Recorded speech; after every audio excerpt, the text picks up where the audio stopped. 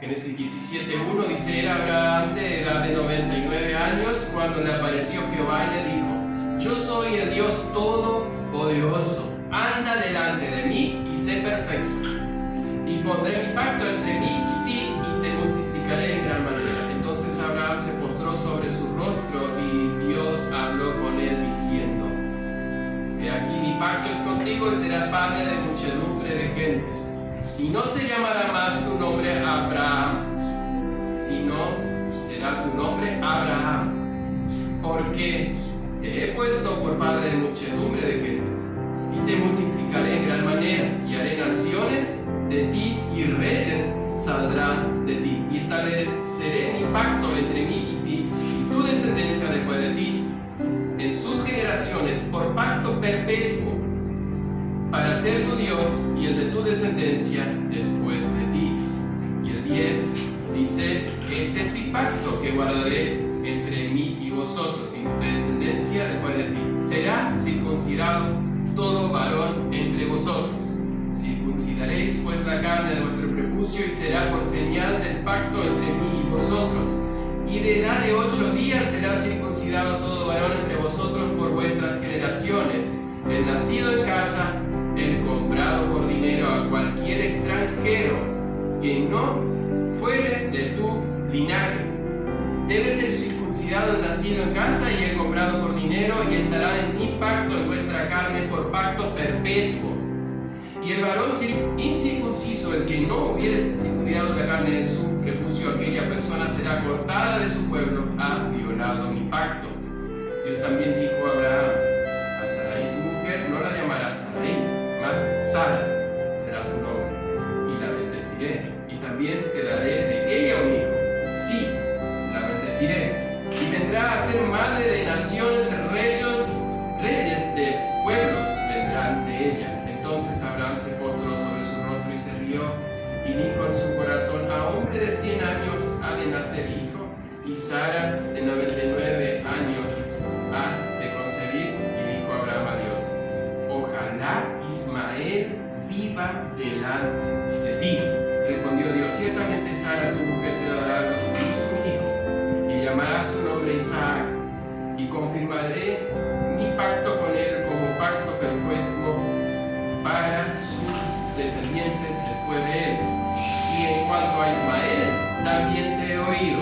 He aquí que le bendeciré y le haré fructificar y multiplicar mucho, gran manera. 12 príncipes engendrará, y haré de él una gran nación.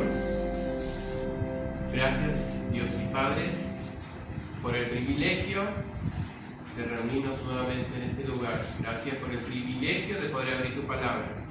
Que sean gratos los dichos de mi boca y la meditación de mi corazón, Señor mío y Dios mío. Amén. Señal del pacto.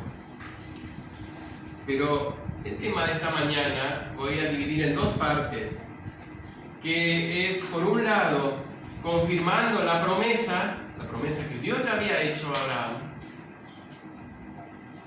y por otro lado el pacto y su señal. Y la primera parte, que es confirmando la promesa, que es un poco ya un repaso de lo que ya estábamos estudiando, pero hay unos puntos que merece la pena recalcar y que vuelve a resaltar Dios, y que son muy importantes para nuestra vida hoy. Si no, no lo estaríamos trayendo tampoco para meditar. Y el primer punto dentro de confirmando la promesa es lo que Dios requiere. Lo que Dios requiere. Y está en el versículo 1. La segunda parte: yo soy el Dios Todopoderoso, anda delante de mí y sé perfecto. ¿Qué es lo que Dios requiere? Fíjense lo que dice Miqueas 6:8, veámoslo. Oh hombre, Él te ha declarado lo que es bueno. ¿Y qué pide Jehová de ti? Solamente hacer justicia, amar misericordia y humillarte ante tu Dios. 3 cosas pide Dios. hacer justicia, amar misericordia y humillarte ante tu Dios. Todo está dentro de esas tres cosas. Pero vamos a ver lo que le dice específicamente a Abraham.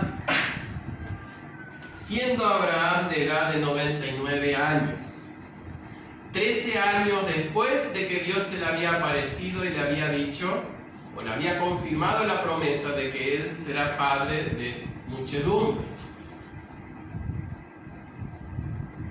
Nació Ismael y Dios le había dejado así, no le dijo nada.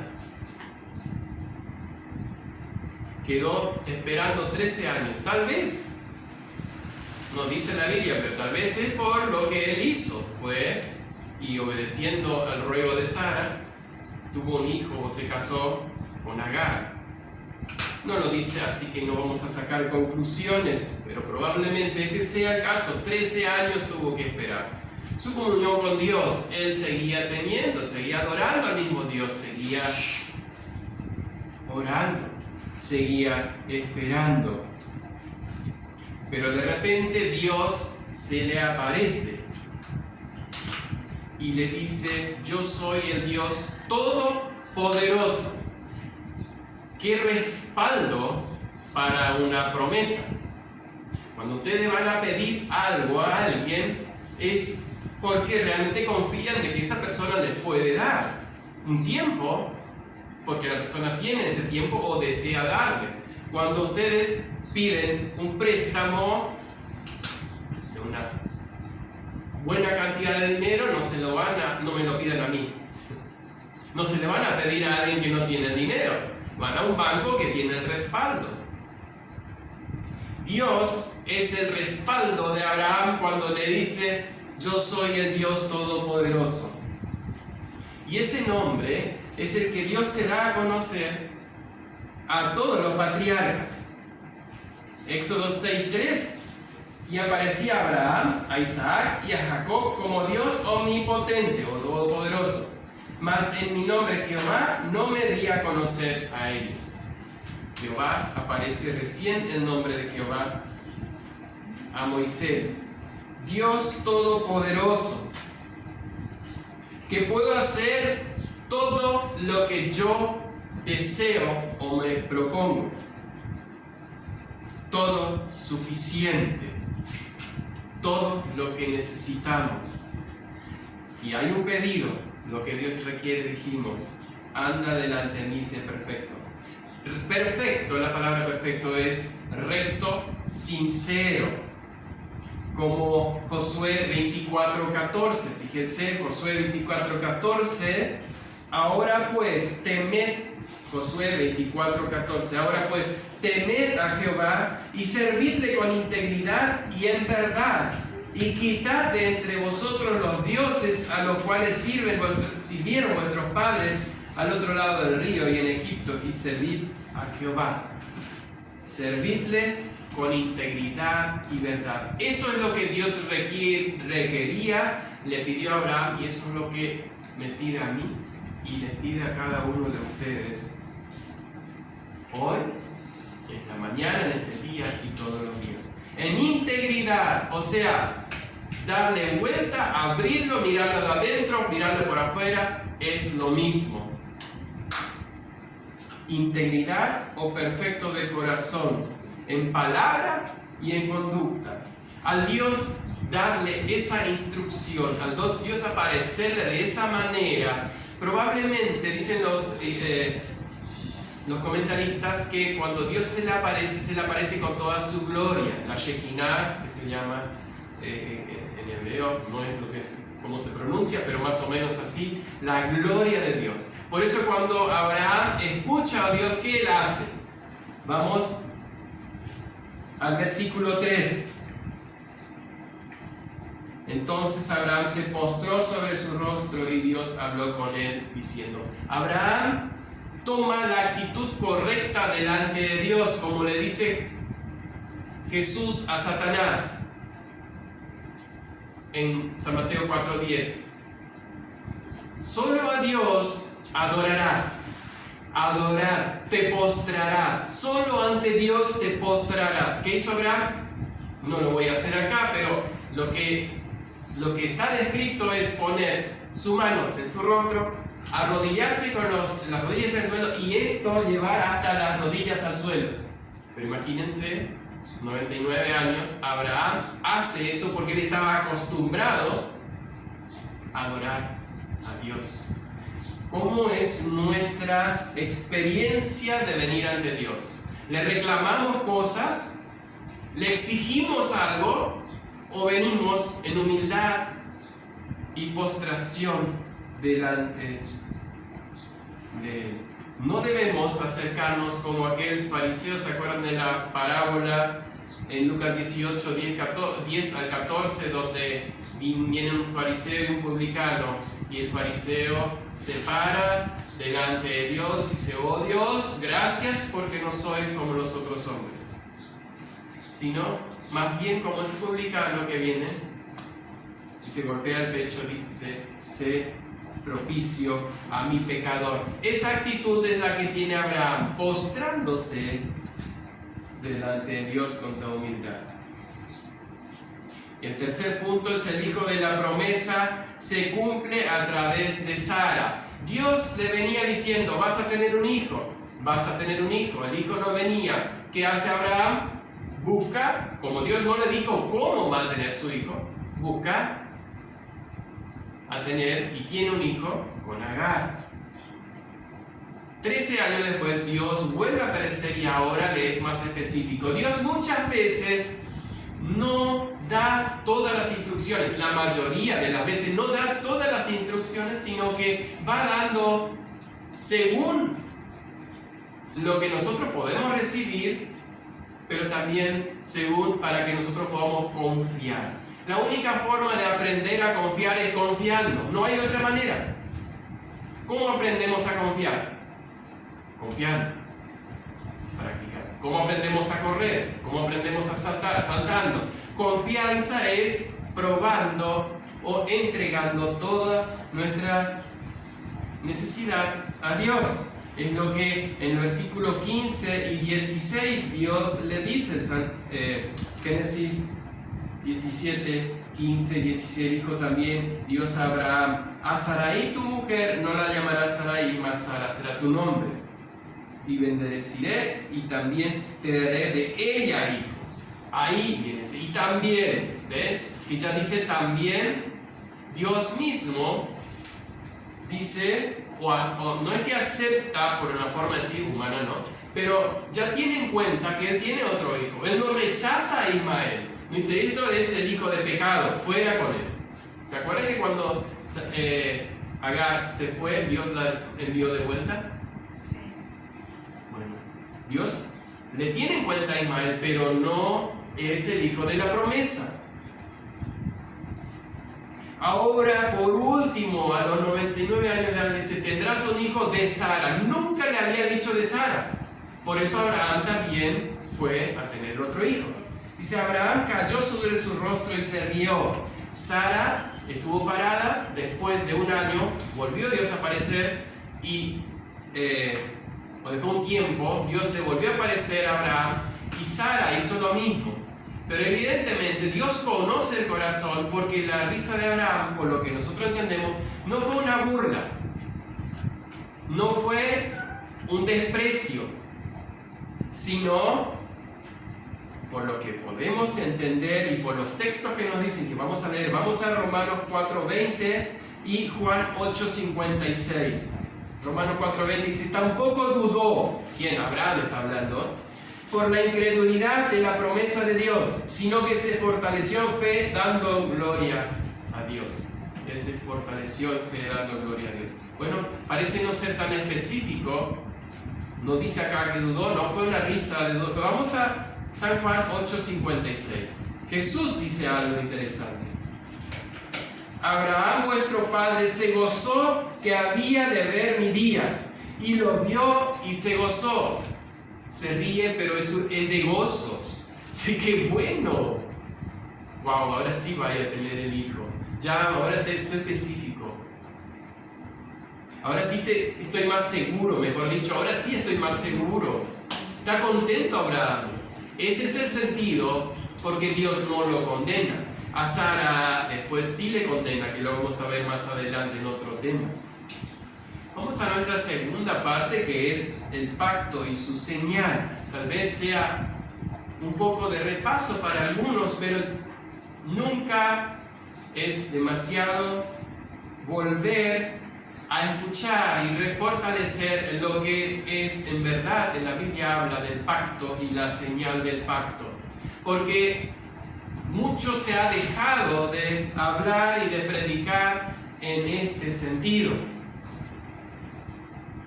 Y en primer lugar queremos ver el fundamento del pacto. Versículo 4 del 17. He aquí mi pacto es contigo y serás padre de muchedumbre de gente. He aquí mi pacto contigo. Por ahí hoy se habla de hacer pacto con Dios.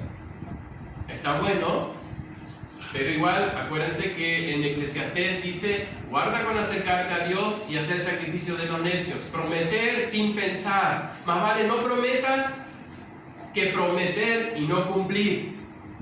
Podemos hacer, pero acá lo que Dios está dando centralidad es que Dios se acerca a hacer pacto. Dios se acerca. Recuerden que no somos nosotros que buscamos a Dios, sino que Dios nos busca a nosotros. Abraham no fue a buscar a Dios. Dios se acercó y dice: es mi pacto contigo. Vuelve a hacer la mención del pacto. Y es el pacto de gracia que ya lo había hecho y dicho en Génesis. Él le dijo: bendeciré a los que te bendijeren y a los que te maldijeren maldeciré, y serán benditas en ti todas las familias de la tierra. Nosotros no somos hijos de Abraham por linaje humano de Abraham, pero sí somos bendecidos en el creyente Abraham. Ese es el pacto que hace con él. A través de ti serán benditas en las naciones de la tierra. Para poder confirmar el pacto, Dios le cambia el nombre a Abraham. El versículo 5 dice: ya no será más tu nombre Abraham. Perdónenme, porque yo a veces digo Abraham y hasta este momento siempre es Abraham. Ahora recién en adelante van a leer en toda la escritura Abraham. ¿Qué sentido tiene el hecho de cambiar de nombre? En los países orientales, un cambio de nombre es el anuncio de alguna circunstancia nueva en la historia, un nuevo rango o un cambio de religión del individuo a quien se le cambia el nombre. ¿Se acuerdan de Misael, Azarías y perdón, no me acuerdo del otro? ¿Qué nombres tuvieron en Babilonia cuando Nabucodonosor se los llevó al palacio? Sadrach, Mesach y Abednego. Sí, esos no eran sus nombres cuando sus papás les pusieron. ¿Por qué? Cambiaron de rango, se los sacaron de un lugar, su tierra, se los llevaron al palacio. Ahora iban a estar en el palacio con otro nombre. Como olvídate de tu pasado, ahora tenés un futuro. Esto pasa con Abraham. ¿Ven? Hay un hito. ¿Qué es un hito? Una marca. A partir de ahí hay otra cosa. Ahora Abraham, incluso Sara, como vimos también, Sara ya no es Saraí, no es más Saraí, es Sara. Cambia su historia. Saraí, yo no lo dije hoy, Saraí es mi princesa. Cada vez, ¿se imaginan ustedes el corazón de Sara cuando Abraham le dice mi princesa? Mi princesa. Pero Dios le dice: no es más tu princesa. Es una princesa tuya, por así decirlo, sino que será madre, como lo dice el texto, ¿no?, de multitud de gentes. Es importante este detalle. Fíjense que a veces cuando leemos no prestamos atención a esos pequeños detalles, pequeños, ¿no? Pero ¿qué significa prestar atención, buscar el contexto, buscar en la historia qué significa? Por eso es bueno, es necesario. Por eso es necesario conocer toda la Biblia. Por eso es necesario leer toda la Biblia, porque si no conocemos la historia de José, no conocemos la historia de Sadrach, Mesach y Abednego, difícilmente se nos va a ocurrir conectar el cambio de nombre. Y acá sí, nos conectamos con el cambio. A partir de ahora, Abraham significa Padre Alto. Qué responsabilidad, porque él antes que nazca Ismael no tenía hijo. Sin embargo, el nombre de él era Padre Alto. O Padre Grande, Gran Padre, Padre Alto. Y Abraham, padre de multitudes. No tenía hijos con Sara todavía, pero Dios le dice, serás padre de multitudes. En versículos 6 al 8, y te multiplicaré. Imagínense no tener hijo. El hijo que tuvo, no es que Dios lo rechazó, pero no lo tuvo en cuenta para la promesa. Dice, te multiplicaré en gran manera y haré naciones de ti y reyes saldrán de ti. Y estableceré mi pacto contigo. Y vuelve a hablar del pacto por pacto perpetuo, para ser tu Dios y el de tu descendencia después de ti. ¡Qué responsabilidad estar dentro del pacto de Dios! Dios, yo seré tu Dios y el de tu descendencia después de ti. Perpetuo. ¿Cuánto? 3, 4 generaciones, no. Perpetua. Nosotros sembramos, nosotros enseñamos, nosotros oramos con nuestros hijos para nietos, bisnietos, aunque no los vamos a ver. No, es nuestra responsabilidad como padres, dentro del pacto, enseñar a nuestros hijos para su posteridad, a que busquen a Dios. Pero ahora le confirman, dice perpetuamente, y esto le está enseñando, le está dando la idea del cielo, la eternidad, no la patria que estaban buscando. ¿Por qué lo digo? Hebreo 11:16. Pero anhelaban una mejor, esto es celestial, por lo cual Dios no se avergüenza de llamarse Dios de ellos, porque les había preparado una ciudad. Y si leen el contexto atrás, porque lo que esto dicen claramente dan a entender que buscan una patria. 14, aunque Dios le había dicho será heredad perpetua, pero ellos seguían buscando una patria. Pues si hubiesen estado pensando en aquella donde salieron, ciertamente tenían tiempo de volver, pero anhelaban una mejor. Dios les promete una patria mejor, como nosotros nos promete lo que cantamos hoy en el himno del 119. Claro, ahí está el pacto. Dios dice, yo quiero ser el Dios, yo voy a ser el Dios tuyo, de tus hijos, de tus nietos.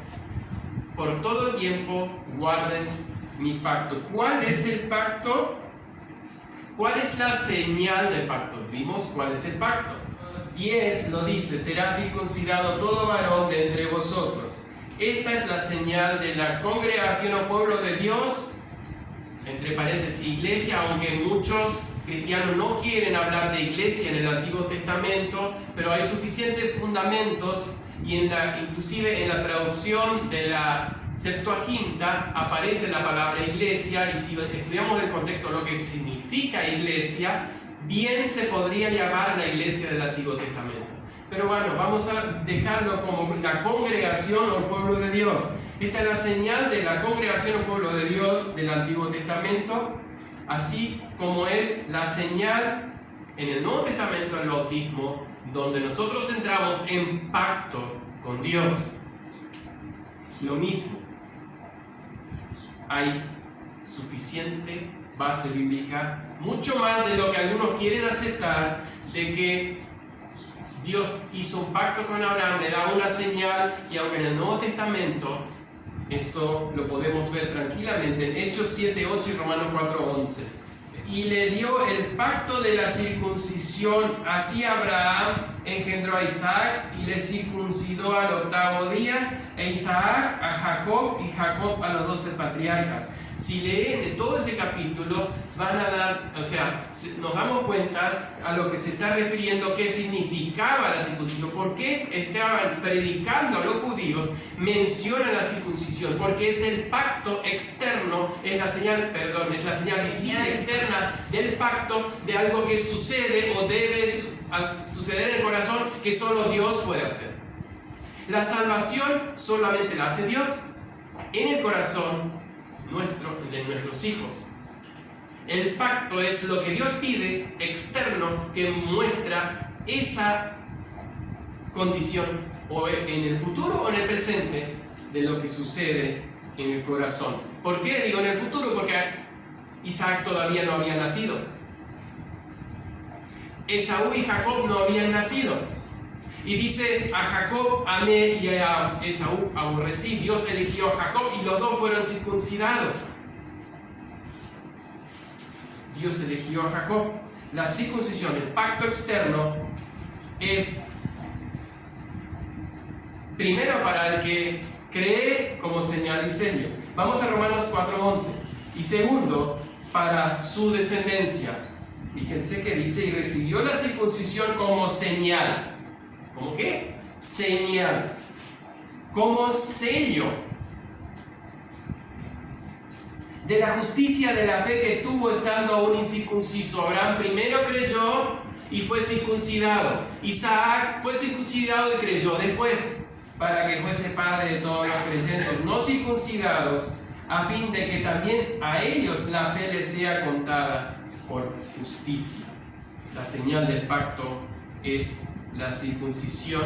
En ese momento Dios le da como señal a eso. ¿Cuáles son los términos del pacto? Y eso yo lo quiero decir así como repaso rápidamente. Por una parte, Abraham y sus descendientes habían de observar el rito de la circuncisión. Esa era la señal o la parte de Abraham. Aunque los judíos después creían que por ser circuncidados tenían todo: los bienes terrenales, los bienes celestiales, el único Dios. Los otros eran la inmundicia del mundo, las otras personas, los gentiles eran los perros. Su descendencia habían de observar el rito de la circuncisión.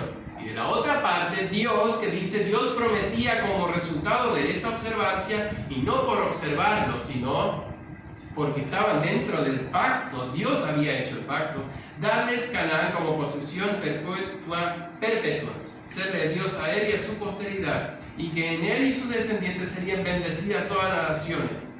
Esto se cumplió en Jesucristo. ¿A quiénes? Hacemos algunas preguntas y las contestamos. ¿A quiénes incluye la señal del pacto?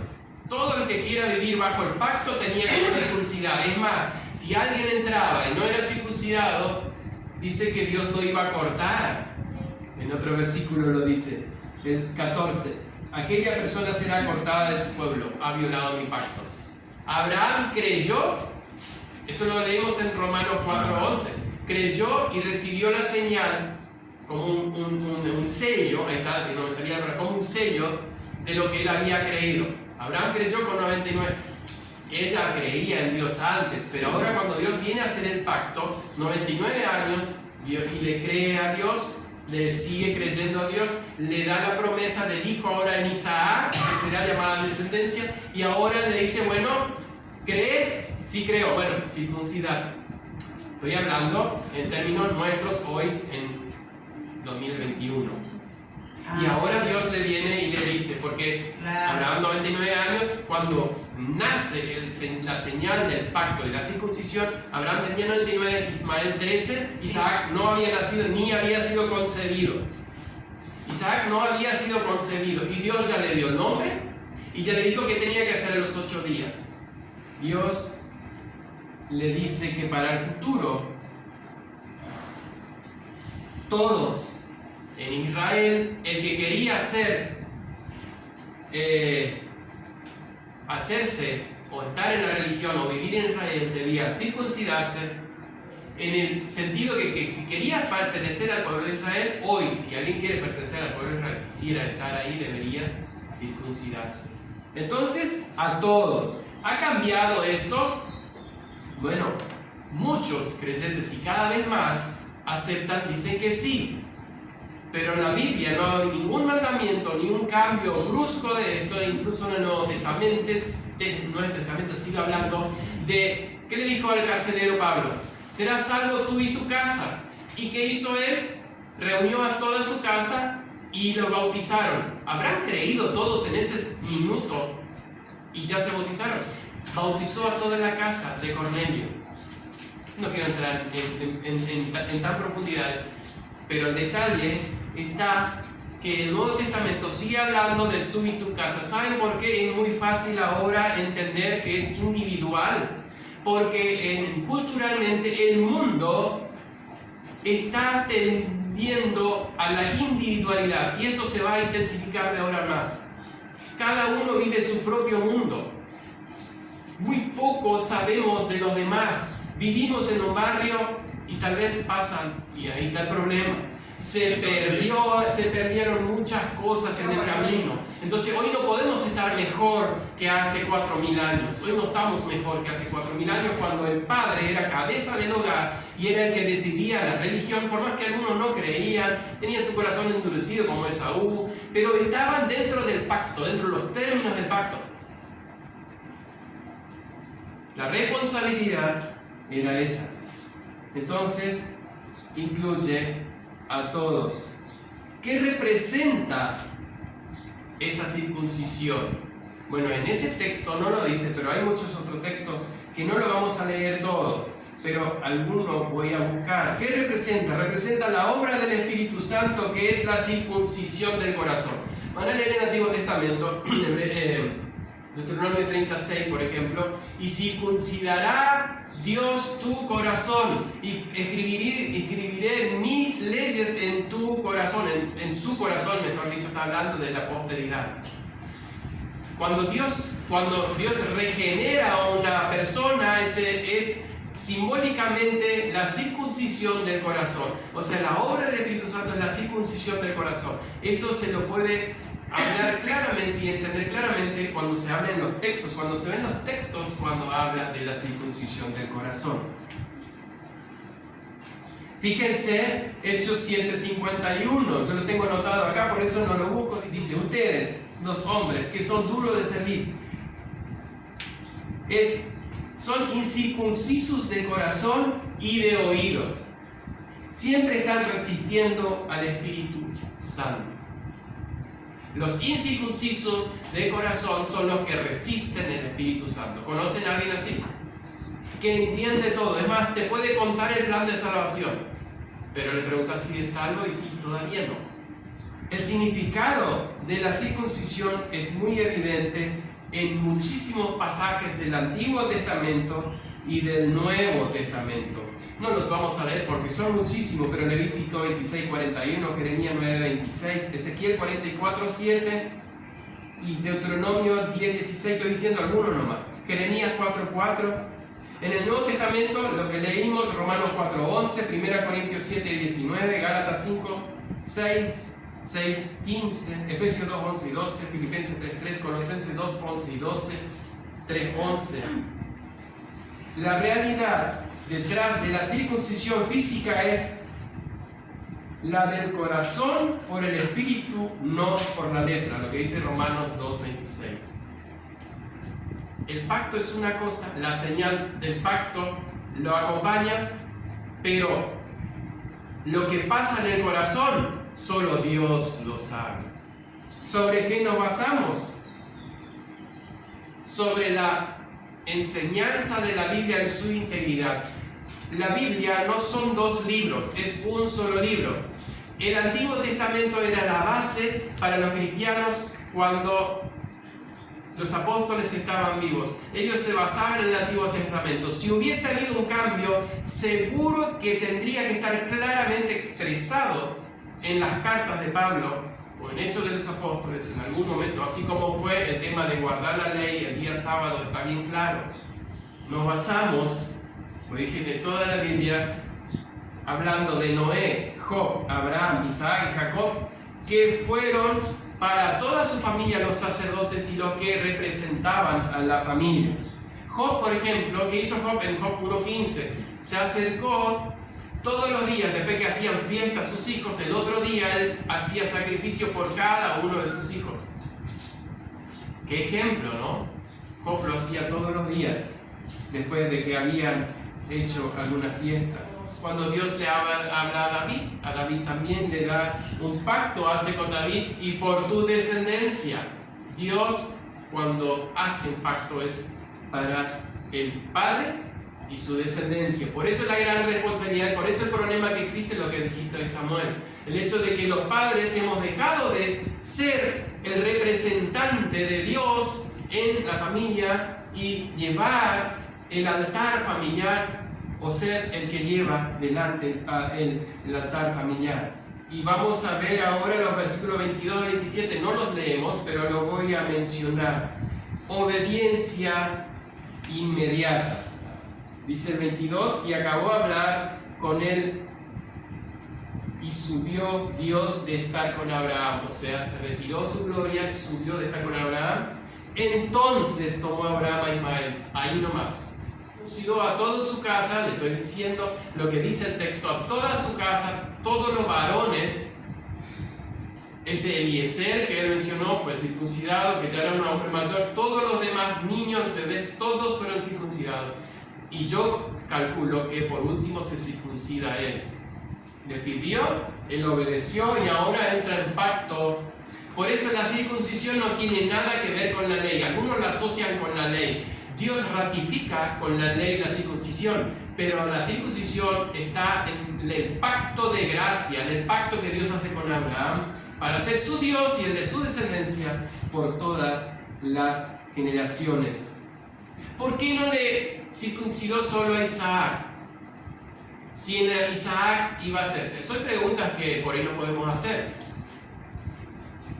Bueno, Dios es soberano y Dios tiene un propósito y debemos aceptar lo que Dios dijo. Dios dijo eso, Abraham lo hizo así, porque en Isaac sería la descendencia, llamada descendencia, y Abraham es el que creyó. Isaac iba a ser el que llevaba el apellido, como a veces dicen los varones, los hombres hoy, ¿no? Y Dios le pide que circuncida todo. Bueno, Dios es soberano, como le dije. Claro, ellos estaban bajo la bendición del pacto. Por más que Dios en muchos de ellos no iba a hacer la obra de la regeneración, muchos de los siervos seguramente no eran creyentes, pero estaban dentro, debían acatar las reglas y las leyes del pacto. Por eso mucho más responsabilidad son aquellos que están dentro del pacto y no lo aceptan, rechazan al Señor. Mucho más castigos, por así decirlo, van a tener delante de Dios cuando Dios haga justicia, o cuando Dios le dé a cada uno conforme a sus obras en el día final. Lo mismo pasó con el carcelero de Filipos. Él se bautizó, era un hombre grande, y toda su familia, toda su casa, dice, no su familia, toda su casa, igual que Abraham. No quiere decir que todos eran salvos, nadie asegura eso, pero sí que se bautizó con toda su casa. Esto es una promesa especial y a la vez una inmensa responsabilidad. Alguno puede decir, bueno, entonces están bautizando a cualquiera. No, Señor. Se bautiza la persona que reconoce a Jesucristo como Señor y Salvador y a su descendencia se le bautiza. Eso es parte del pacto que Dios hizo con Abraham y que nunca fue abolido. No hay ningún texto que lo reclame. Y quiero terminar con algo muy interesante que lo dejé por último a propósito. Vamos al versículo 19 y 20. Respondió Dios, ciertamente Sara tu mujer te dará a luz un hijo y lo llamará su nombre Isaac. Acá viene el nombre de Isaac. Y confirmaré, ¿qué cosa? Mi pacto con él, como pacto perpetuo para sus descendencias después de él. Ahí estaba el tema. Cuando Isaac cree, Dios lo llama Dios lo regenera y Isaac es confirmado el pacto. Cuando Jacob cree y acepta el pacto y da, que ya lo tenía, la señal ya la tenía, pero cuando él acepta, Dios confirma el pacto con él, y así con cada uno de los descendientes. Versículo 20. Y en cuanto a Ismael, también he oído, he aquí le bendeciré. Me salté un texto, el 18, perdón, yo leí el 19, el 18. Fíjense, y dijo Abraham a Dios. Eso es lo normal de un padre creyente. Dice, ojalá Ismael viva delante de ti. Esta oración tiene o conlleva una gran carga y un gran deseo que nace en lo profundo de cualquier padre que es devoto y creyente en el Señor Jesucristo. ¿Cuál es la oración de Abraham? ¿Cuál es nuestra oración por nuestros hijos? Que termine bien su carrera y que tengan una buena carrera y que sean buenos en lo que hacen, que estudie algo que le dé buena ganancia y que le vaya bien en la vida, que sepa administrar lo poco que yo le podría dejar como herencia, que encuentre un compañero o una compañera que también ame a Dios y que sea una persona también regenerada, que no sea un yugo desigual. Buenas esas oraciones, todas son buenas, principalmente la última. Si no lo hicieron todavía, no lo hacen todavía, oren por la pareja de sus hijos. Pero hay algo más, o sea, esto es importante, orar por nuestros hijos. Ojalá, y pongan el nombre ahí, viva delante de ti. Ojalá mi hijo, mi hija viva delante de Dios. Este era un deseo de lo profundo. Porque ahora, ¿qué pasó? Dios viene y le dice a Isaac que será llamada descendencia. Entonces, Abraham está pensando, ¿y qué va a hacer de Ismael? Es mi hijo también. Y ahí le dice de lo profundo de su corazón, ojalá Ismael viva delante de ti. ¿Y qué dice Dios?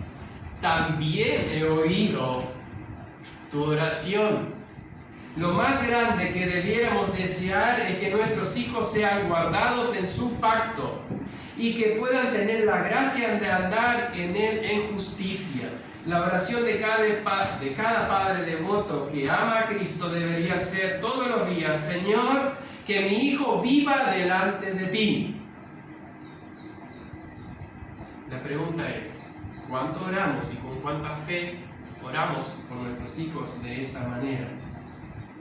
Es nuestra responsabilidad como padres, porque nosotros entramos o bien en el pacto ya creyendo o bien habiendo recibido el pacto y creído después, pero somos responsables delante de Dios por nuestros hijos. Si aún no lo hacen, todavía es tiempo. Nunca es tarde para comenzar a orar de esta manera por nuestros hijos.